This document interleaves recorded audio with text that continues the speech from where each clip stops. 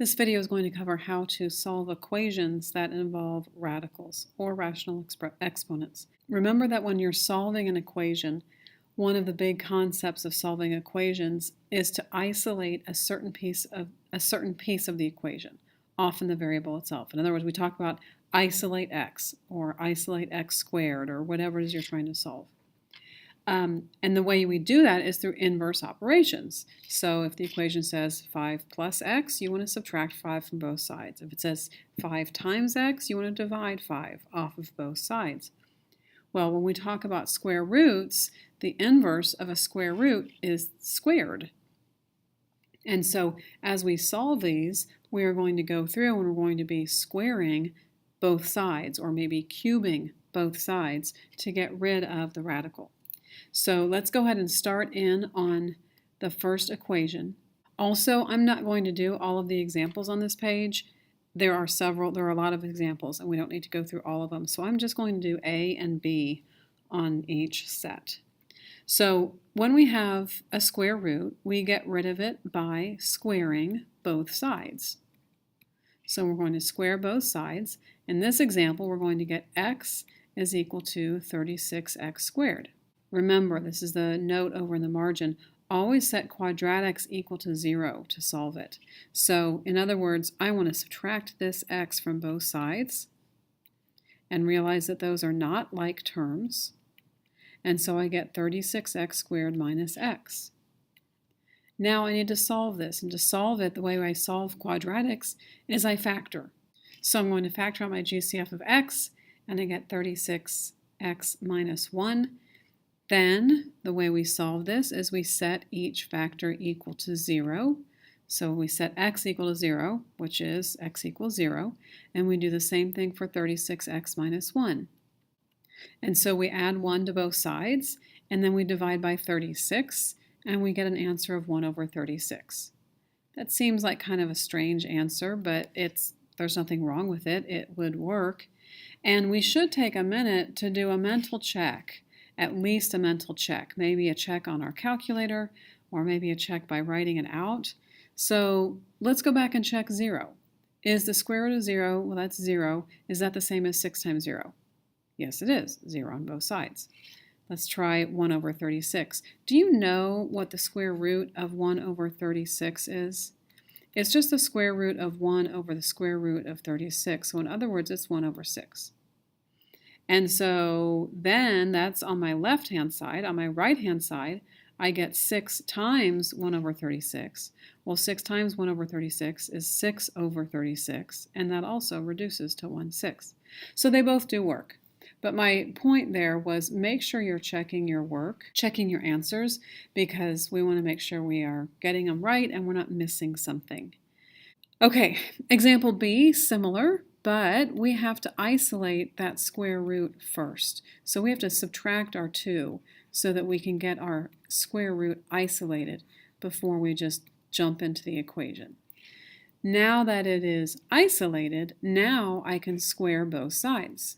And when you square a square root, you just get what's inside, 3x minus 2, and of course 4 squared is 16. So now I need to continue to solve, so I'm going to add 2 to both sides. And I'm going to divide by 3. And so when I divide by 3, I get x equals 6. Once again, I do want to check it. I just want to do, like I said, at least a mental check, maybe a check on my calculator, make sure it works. If I plug in a 6, that is 18. 18 minus 2 is 16. Square root of 16 is 4, and 4 plus 2 is 6. So yes, it does work. We're good there. The main thing on this section was just showing you 2 things. One thing is square both sides when you have a square root. The other thing is make sure you isolate that square root before you square it. So we have to subtract that 2 before we just jump in. Now over here in the margin I do have written down that when you are checking, you're checking for extraneous as well. So we just did our checks and they worked out fine, so there was no problem. But we are going to be considering extraneous as we go. Another thing is on these top equations, there was only a single square root, and it was only on one side of the equal sign. Down here in this next section, we have squares or radicals of some sort on both sides of the equal sign. Well, that's okay. We can still do it. We're just going to square both sides, and that's fine. We can do that. And so on the left-hand side, we get 8x plus 6. On the right-hand side, when you square this, don't forget that this is going to be 9 times x. 3 square root x, so let's come over here. 3 square root x times 3 square root x, because that's what squared means, times itself. When we multiply that out, that does equal 9x, okay? So that's a 9x. So again, I'm solving for x, so I'm going to subtract my 8x from both sides. And so I just get x equals 6. I do want to take a second to check it, do a mental check or something. It's going to be a little awkward, not too awkward though. 6 times 8 is 48. 48 plus 6 is a square root of 54. And I'll plug my 6 into the other side. Well, 9 goes into 54 6 times, so that is 3 radical 6, so it does work. And again, that check is, it is important, especially for extraneous, which we're going to get to in just a second, but even just on your regular problems. Okay, this one is a little bit different. If you'll look at the square root, it actually is not a square root, it is a cube root. So that means we have to take each side cubed. And so again, on the left-hand side, this cube and the cube root cancel each other out. We just get x plus 6. On the right-hand side, that's going to be an 8 times x minus 1. Okay, because 2 cubed is 8, and then I cubed this. So I need to distribute this. Make sure you don't forget to distribute. And now I am ready to solve it, so I can subtract x from both sides, and I can add 8 to both sides, and I get x equals 2. Once again, I would want to check it just to make sure. So I'll plug that in or do it in my head. I get 2 times the cube root of 1, that's 2. And I get 2 plus 6 is 8. Cube root of that is 2. So it does work. Let's turn the page. In this section, we might start getting to some extraneous solutions. Remember that if you have a square root of anything, it can't equal a negative number.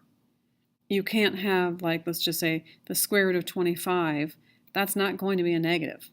There's no way that that could be negative, okay?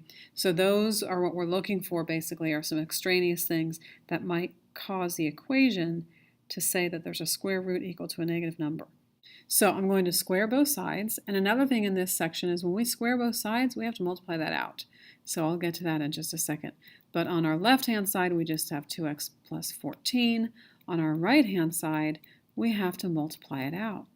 So I'm going to go through and multiply this out. X squared plus 3x, that's 6x, plus 9.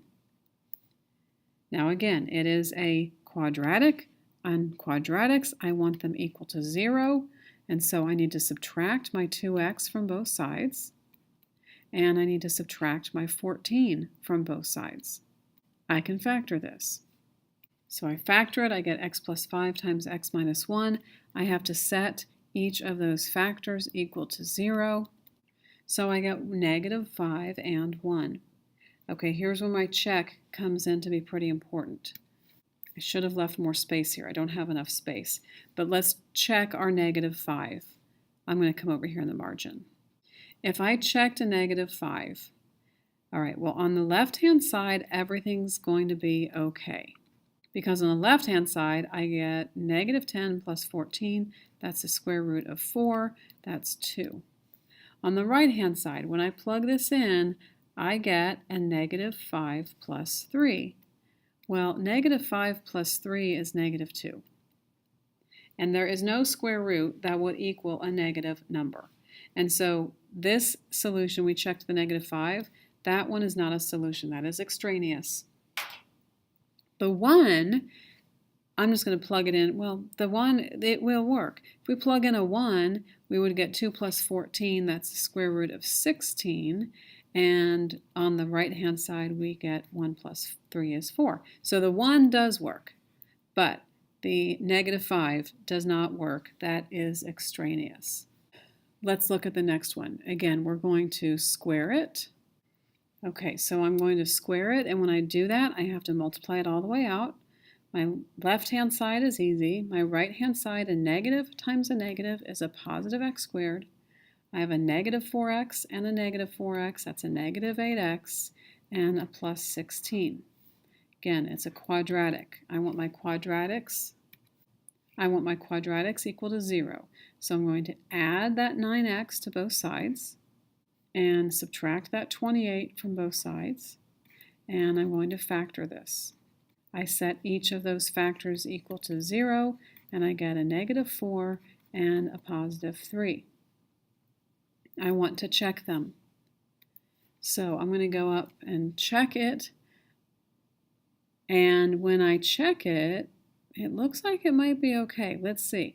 Negative 9 times negative 4 is a positive 36 plus 28, square root of that, which is 64, which is 8, right?